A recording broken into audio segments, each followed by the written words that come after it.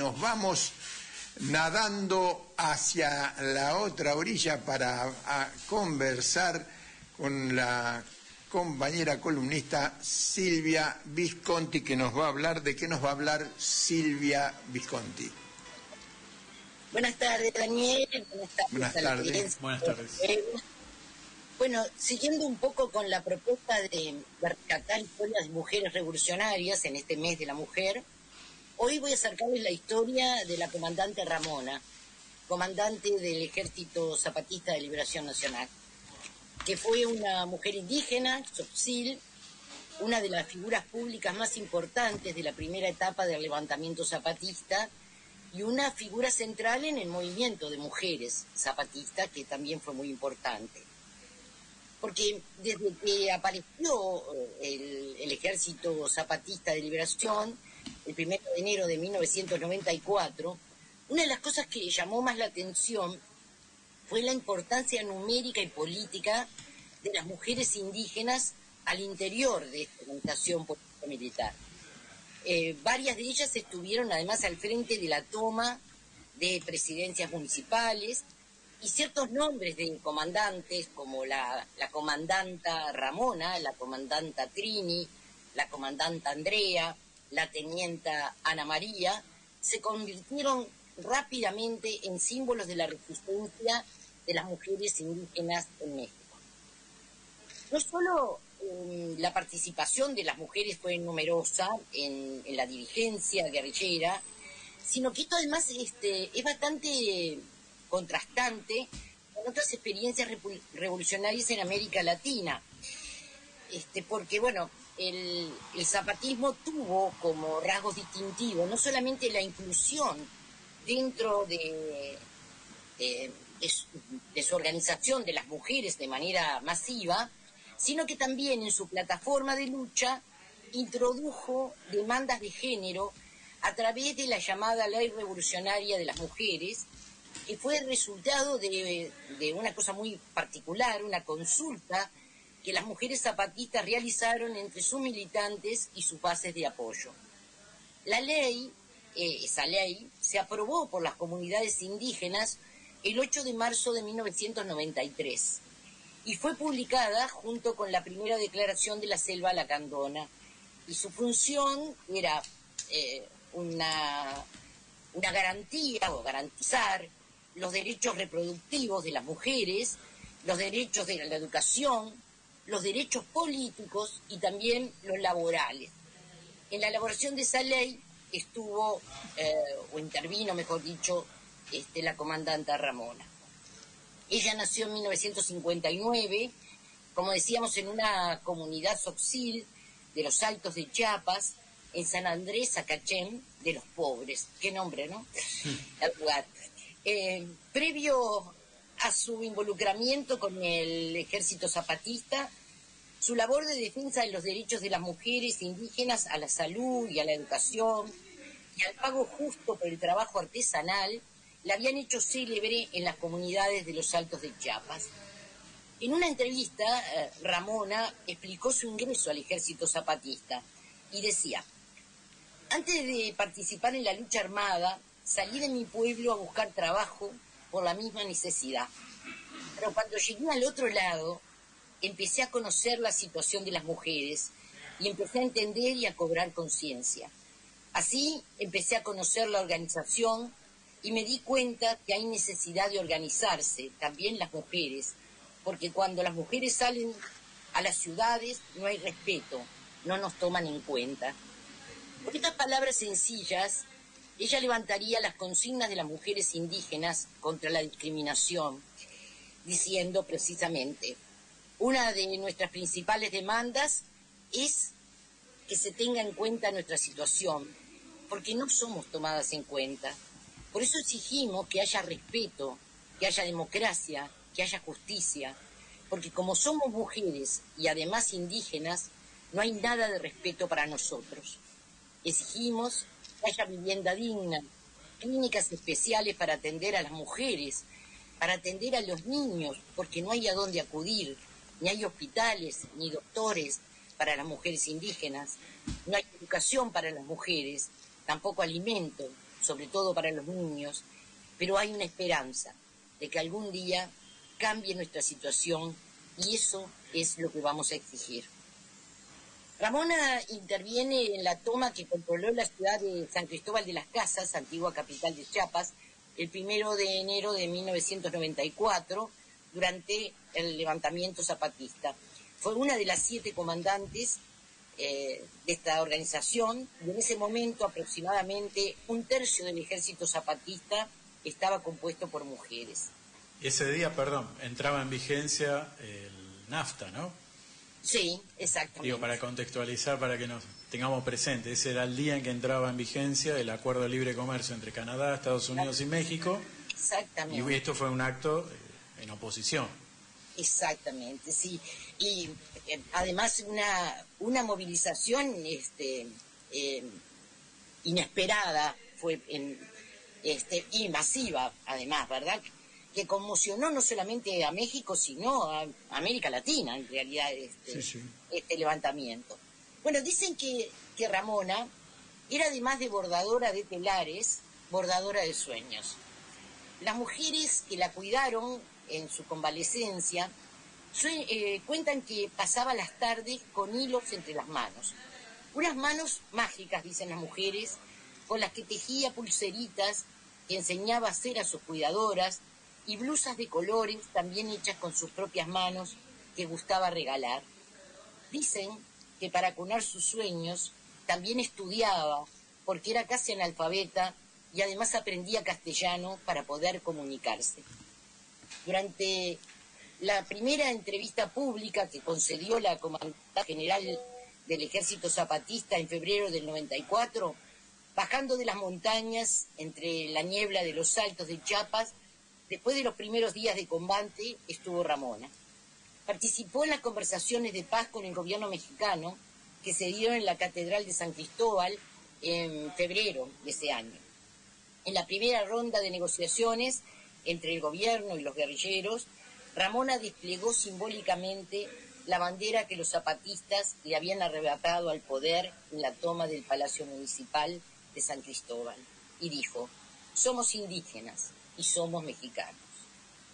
Esto fue su llamado a cambiar la situación para que los pueblos indígenas, y en particular las mujeres indígenas, recibieran un trato justo y equitativo.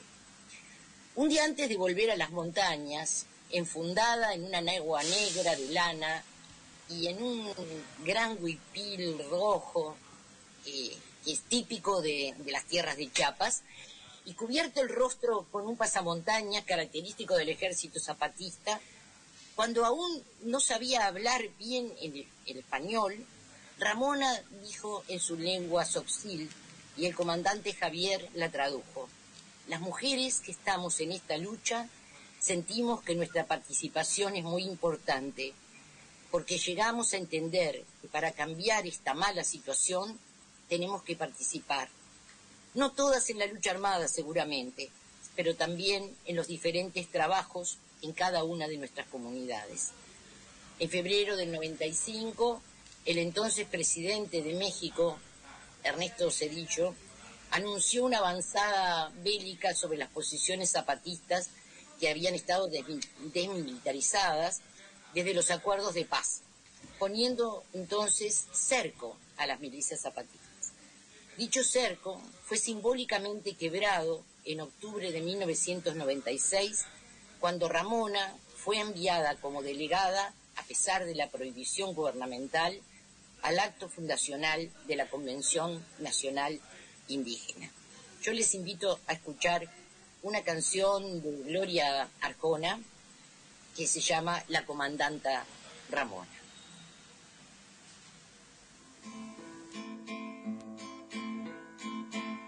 Pasamanos y huipil, desde su Chiapas natal, a darle voz al tzotzil, Ramona fue a la capital.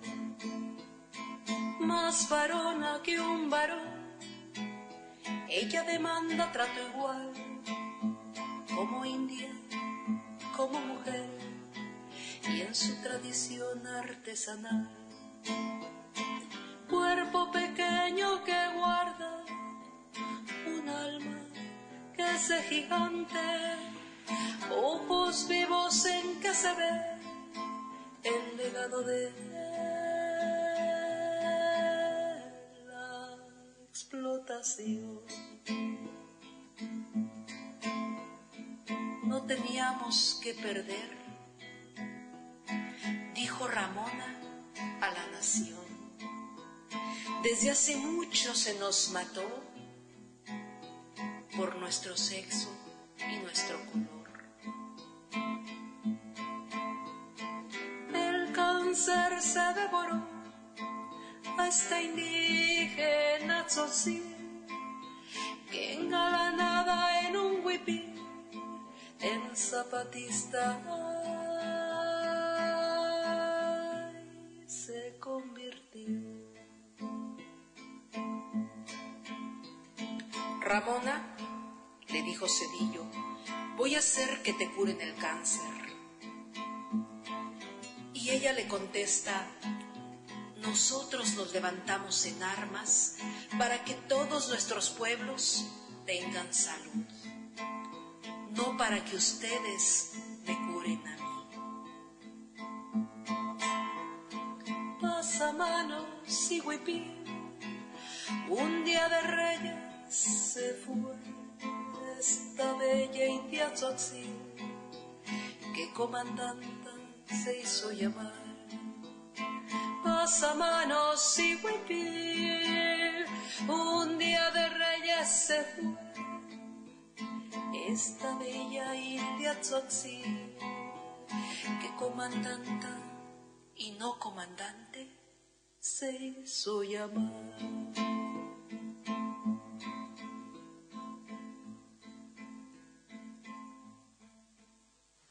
Precisamente, yo soy la comandanta Ramona del Ejército Zapatista de Liberación Nacional. Soy la primera de muchos pasos de los zapatistas al Distrito Federal y a todos los lugares de México, dijo Ramona. Esperemos que todos ustedes caminen junto a nosotros.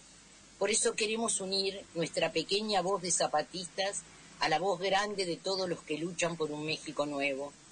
Llegamos hasta aquí a gritar junto a ustedes los ya no, que nunca más en México haya un México sin nosotros. Eso queremos, un México donde todos tengamos un lugar digno. También se dirigió una multitud de 100.000 personas en la Plaza Central, destacando la falta de un hospital en San Andrés de Larraín, lo que significaba que los indígenas tenían que viajar 12 horas para recibir atención médica. Su llegada a México se aprovechó para tratar su enfermedad y recibir un trasplante de riñón donado por su hermano. Ese año, el 8 de marzo, el subcomandante Marcos dedicó un cariñoso y poético retrato de Ramona. Decía, la comandante Ramona asombrará con su estatura y brillo a los medios internacionales de comunicación. Ramona ríe cuando no sabe que está muriendo. Cuando lo sabe, sigue riendo. Antes no existía para nadie, pero ahora existe. Es mujer, es indígena, es rebelde. Ahora vive Ramona, una mujer de esa raza que tiene que morirse para vivir. Ramona fue la principal oradora el 8 de marzo de 1997 en Ciudad Universitaria de la UNAM. En agosto de ese mismo año conmemoró el primer Congreso Nacional de Mujeres Indígenas de Oaxaca, México. Fue una gran hazaña, reuniendo a mujeres de diversos pueblos, incluyendo a las tribus amuzgas, las chatinas, los choles y las cuicatecas. En el Congreso hablaron todas en sus lenguas maternas, utilizando únicamente el español para actuar como interlocutor. La comandante Ramona ocupó el centro y todos se reunieron para escucharle y recordar que no hay vida sin la de una mujer indígena. En marzo del 2001, Ramona, junto con la insurgente Ana María y la comandanta Esther, iniciaron la llamada Marcha del Color por la Tierra. Durante 37 días, hombres y mujeres indígenas, entre ellos el subcomandante Marcos y 23 comandantes y comandantas, recorrieron más de 6.000 kilómetros desde las montañas de Chiapas hasta la Ciudad de México para asistir al Congreso de la Unión y defender los acuerdos de San Andrés que habían impulsado los derechos y las protecciones indígenas, trabajando en conjunto con el movimiento zapatista en general. En el 2005, ya con la salud muy deteriorada, participó en un acto público en la otra campaña, una iniciativa del Ejército Zapatista que llamaba desde sectores políticos hasta individuos a organizarse en un movimiento nacional que buscase la reestructuración de las relaciones sociales y conformar un programa nacional de lucha a la vez de crear una nueva constitución política donde se consideraran las demandas del pueblo mexicano y de los indígenas. El 6 de enero del 2006, el subcomandante Marcos interrumpió un acto de la otra campaña que realizaba en la costa de Chiapas y anunció la muerte de Ramona. Ese día también se escuchó esto que vamos a compartir, el himno zapatista.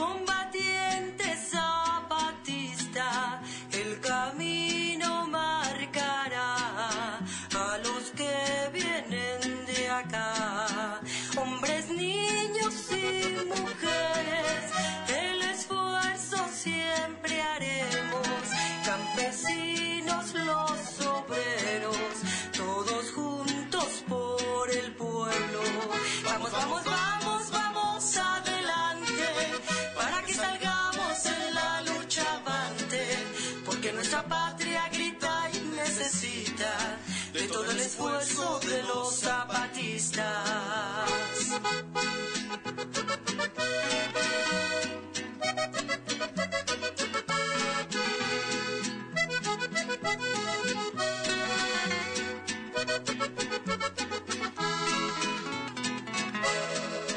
Ver qué planes hay que hacer y hacer una consigna que vivamos por la patria o morir por la justicia. Nuestro pueblo exige ya acabar la explotación. Nuestra historia dice ya lucha de liberación. Vamos, vamos, vamos, vamos adelante para que salgamos en la lucha avante, porque nuestra patria grita y necesita de todo el esfuerzo de los zapatistas. Vamos, vamos, vamos, vamos adelante para que salgamos en la lucha avante, porque nuestra patria grita y necesita de todo el esfuerzo de los zapatistas. Bueno, escuchábamos este corrido tan típico mexicano, en este caso el himno zapatista. Bueno, Ramona bordaba, como decía, hilo por hilo. Tenía manos pequeñas que tomaban la aguja con la misma precisión con que años después tomaría la palabra. Ella bordaba a veces en silencio y pensaba, porque Ramona no sabía escribir ni leer, no sabía de sociología ni de filosofía, pero bordaba serpientes, lunas, espinas, caminos, geometrías y estrellas de su pueblo. Bordaba también el hambre, las carencias, la tierra herida, su gente, el silencio de las niñas, el dolor de las mujeres, y también bordaba lo que soñaba, justicia, dignidad, rebeldía con rostro de mujer. Tejió con otras mujeres un nosotras hecho de rabia, pero sobre todo de dignidad, la dignidad de quienes ya no bajarían la mirada. Dejó el silencio y en voz alta dijo que las mujeres podían elegir a sus autoridades, podían decidir sobre su cuerpo, tenían derecho a estudiar, a no ser golpeadas, a ser respetadas, a decidir por sus vidas, a ser escuchadas, a luchar. No impuso nada, solo bordó e hizo palabra lo que ya ardía en otras mujeres. Nombró con otras el mundo desde la tierra, desde las memorias, esas memorias ancestrales, y dejó de ser solo bordadora de huipiles para convertirse en tejedora de rebeldía. Antes de morir, Ramona le entregó al subcomandante Marcos un manto exquisitamente bordado con hilos de colores. Manto que tuviera todos los colores, porque Ramona esperaba que la otra campaña que había comenzado fuera así, que tuviera todos los colores de la tierra mexicana. En ese manto estaba parte de su legado.